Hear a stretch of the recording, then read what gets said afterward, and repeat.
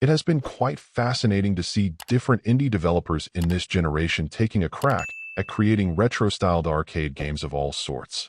Some of the more exciting ones have managed to pretty directly take elements from multiple classics and combine them, like Donut Dodo for instance, but others have gone their own route to do something more distinctive.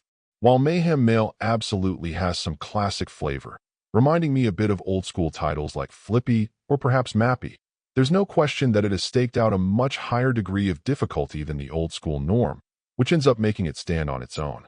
As you may have guessed by the game's title, you'll be playing the part of a mailman, and your challenge will be to collect and then deliver the colored envelopes you'll find strewn about to the appropriate mailboxes.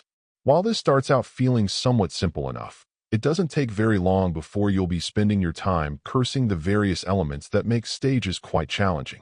Whether it's any number of enemy types that will crawl, scurry, or race around that you'll have to avoid, or traps like platforms that will fade away after you step on them while floating over spikes, there are any number of ways you can die at any time.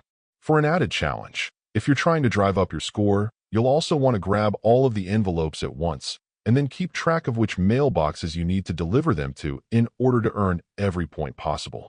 While, for the most part, this all works well enough, the game's biggest obstacle in my mind is its controls that feel like they're on the loose side. Your movement is a bit fast, your jumps can be a little hard to control, and actions like grabbing onto ladders don't always feel as clean as they could. Challenging platformers always need to step up with their best performance where controls are concerned, but in this case, I think it's the game's overall speed that complicates matters.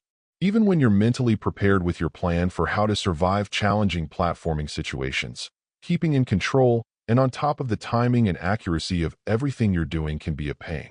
This makes for an experience that should still satisfy players looking for a gauntlet of tough stages to conquer, but can probably be an easy pass for anyone else.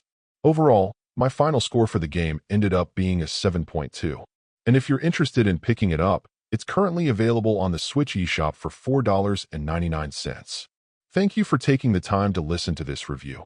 And if you'd like more information or ideas of indie games worth checking out on Switch, be sure to click on the link provided in the description. Until next time.